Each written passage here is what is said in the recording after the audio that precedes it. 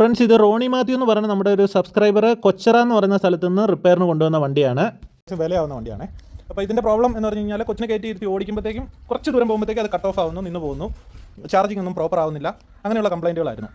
ഇതെന്താണ് ഇതിൻ്റെ കംപ്ലയിൻറ്റ് എന്നുള്ളത് ജസ്റ്റ് ഞാനൊന്ന് എക്സ്പ്ലെയിൻ ചെയ്യാം. അതായത് ഈ വണ്ടി അത്യാവശ്യം വിലയുള്ളതെന്ന് പറഞ്ഞായിരുന്നല്ലോ. അപ്പം ഇതിന് 2 ഓപ്ഷൻ ഇട്ടിട്ടുണ്ട്.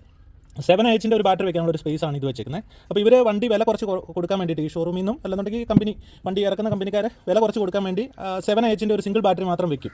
ഇപ്പുറത്ത് ഒരു ഓപ്ഷൻ ഇട്ട് വെച്ചിട്ടുണ്ട് വലിയ ബാറ്ററി വെക്കാനുള്ളത്, അതായത് ആംബിയർ കൂടിയ ബാറ്ററി വെക്കാനുള്ളത്. അപ്പോൾ ഇതിൻ്റെ അകത്ത് ഇവർ കമ്പനി വന്നിരുന്ന ബാറ്ററി ഇതാണ്. ഈ ബ്രാൻഡ് ഇത് ചൈന ബ്രാൻഡാണെന്ന് തോന്നുന്നു. ഇത് വലിയ വാറണ്ടി ഒന്നും കിട്ടുന്ന ബാറ്ററി അല്ലെന്ന് തോന്നുന്നു. അപ്പോൾ ഈ ബാറ്ററി പോയതായിരുന്നു.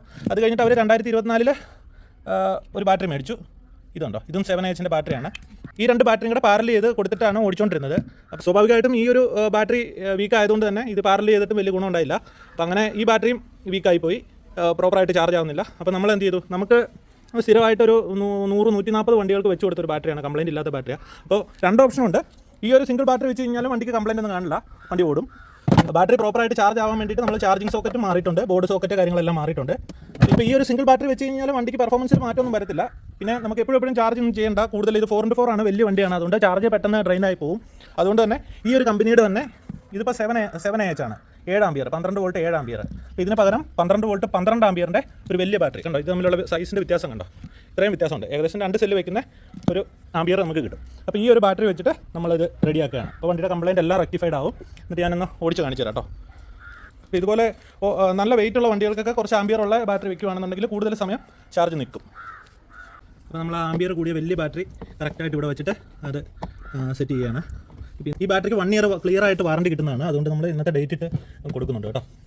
ഇതൊരു ഫ്യൂസാണ് കേട്ടോ, ഇത് 15 ആംബിയറിൻ്റെ ഫ്യൂസാണ്. ഇപ്പോൾ ഈ ബാറ്ററി 12 ആംബിയറാണ്. അപ്പം ഈ ബാറ്ററിയേക്കാളും കൂടുതൽ ആംബിയറുള്ള ഫ്യൂസ് ആയിരിക്കണം. അതുകൊണ്ട് ഇത് 15 ആംബിയറിൻ്റെ ഫ്യൂസാണ്. ഇത്തിരി ലോഡൊക്കെ വന്ന് പിള്ളേർ ഇപ്പോൾ ഹെവി വെയിറ്റ് ആയിട്ടുള്ള പിള്ളേരൊക്കെ കയറി ഓടിക്കുകയോ അല്ലെങ്കിൽ കയറ്റം കയറുമ്പോഴൊക്കെ മോട്ടർ ഹീറ്റായിട്ട് ബോർഡൊക്കെ അടിച്ചു പോകും. അപ്പോൾ അതിനെ പ്രൊട്ടക്ട് ചെയ്യാൻ വേണ്ടിയിട്ടാണ് ഈ ഫ്യൂസ് വെച്ചിരിക്കുന്നത്. അപ്പോൾ അങ്ങനെ ഓവർ ലോഡ് വരുമ്പോഴത്തേക്ക് ഈ ഫ്യൂസ് ഒന്ന് കട്ട് ഓഫ് ആയി കൊടുക്കും. എന്നിട്ട് ബോർഡ് തണുത്തതിന് ശേഷമാണ് പിന്നെ ഇത് ഓണാവുള്ളൂ. നമ്മൾ കണക്ഷനൊക്കെ കൊടുക്കുന്നുണ്ട്. ഇതൊക്കെ മിക്കവർക്കും അറിയാവുന്ന കാര്യങ്ങളായിരിക്കും, എന്നാലും അറിയാത്തവർക്ക് വേണ്ടിയിട്ടാണ് ഈ ഒരു വീഡിയോ ചെയ്തിരിക്കുന്നത്. അപ്പോൾ ഈ വണ്ടിക്ക് നിസ്സാര കംപ്ലയിൻറ്റേ ഉണ്ടായിരുന്നുള്ളൂ. ബാറ്ററിക്ക് പ്രോബ്ലം ഉണ്ടായിരുന്നു. ബാറ്ററി നമ്മൾ പുതിയ ബാറ്ററി വെച്ചു. ഫ്യൂസ് കംപ്ലയിൻ്റ് ആയിരുന്നു, ഫ്യൂസ് മാറി. ചാർജിങ് സോക്കറ്റിന് കംപ്ലയിൻ്റ് ഉണ്ടായിരുന്നു, അതും മാറി കേട്ടോ. അപ്പോൾ നല്ല പക്ക വർക്കിംഗ് കണ്ടീഷനായി. എന്ത് ലോഡ് കൊടുത്തു കഴിഞ്ഞാലും വണ്ടി കട്ട് ഓഫ് ആവുന്ന ഇഷ്യൂ ഒന്നും ഇപ്പോൾ ഇല്ല.